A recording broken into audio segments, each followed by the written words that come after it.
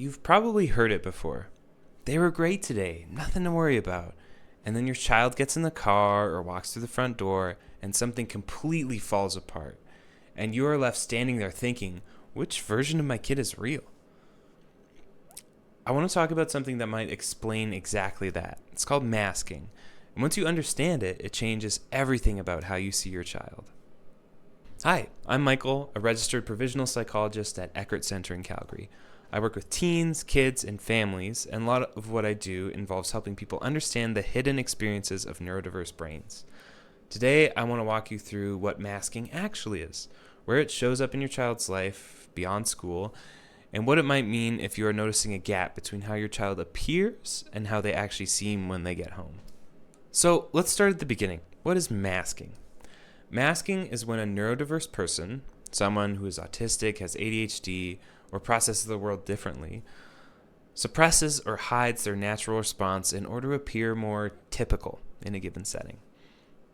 And here's what I want you to understand. Masking is not one thing. It operates on two levels at the same time. The first is called social camouflaging.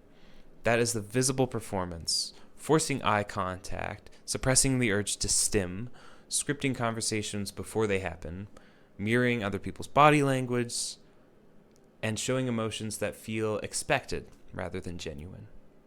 The second layer is all about compensation. That is everything that's happening behind the scenes. Mentally replaying conversations afterwards to evaluate whether they went right. Using enormous concentration to appear organized and attentive. Applying conscious rules to navigate interactions that most people don't even think about. Both of these layers are happening at once, all day, and it is genuinely exhausting. And most of the people around your child have no idea it's happening. And here's the important thing. Masking is not a choice, it's a survival response. When a neurodiverse child learns through repeated experience that their natural way of being draws confusion, correction, or rejection, the nervous system adapts. It starts filtering and editing automatically. The child often doesn't even know what they're doing. And then comes the painful part. When a child masks well, they get praised for it. So mature, so well behaved. That positive feedback teaches the brain that the performance is worth the price, and that price keeps going up. Most people think about masking in terms of school, but it shows up everywhere. A neurodiverse child feels pressure to perform at extracurriculars and sports. Sports and team activities carry the same unwritten social rules as school, sometimes even more intense ones. Another one is family gatherings. Loud environments, unpredictable schedules, and physical affection from relatives who feel unfamiliar, sustained small talk, it all adds up over time. Social media and online spaces is another one. For many teens, online life introduces its own version of masking, the curated self. The pressure to appear confident, socially successful, online can be just as taxing as in person. The length of recovery time after any of these situations is often a more honest gauge of how hard your child worked than how they appeared in the moment. In younger children, masking tends to look physical. The kid who holds every sensory reaction at school and falls apart at home. In teenagers, it becomes more psychological, because adolescence is where identity forms. A teenager who has spent years performing a version of themselves that fits in may genuinely not know who they are when the performance stops. That is not dramatic, it's a real consequence of sustained masking.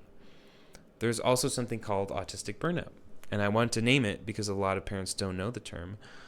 It's not about just being tired, it's a breakdown in the capacity to function at all after a long period of sustained demand. The teen who suddenly cannot get out of bed, who has lost all skills they used to have, who's gone flat, may be experiencing burnout, and it requires a real reduction in demands, not more structure. I want to pause and say something specifically about girls. Research is consistent on this. Girls and those assigned female at birth mask more thoroughly for longer and before anyone notices. They are often praised for the very behaviors that are actually compensating.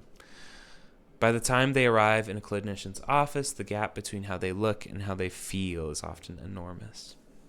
So, that's a lot. You might be wondering, what do I do with all this now, right?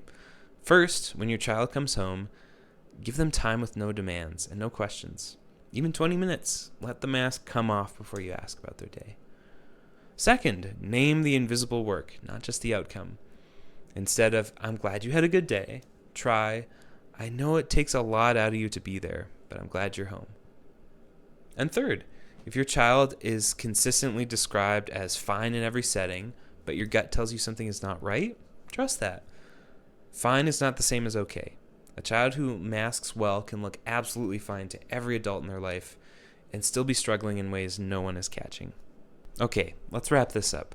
If this has named something you've been trying to put words to, we would love to connect. At Eckert Center, we offer neurodiversity-affirming therapy for children and teens and support for parents who are navigating all of this alongside their child.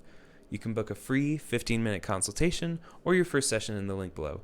We are in Calgary and see clients online across Alberta. Thanks for being here and caring enough to learn about what your kid might be going through.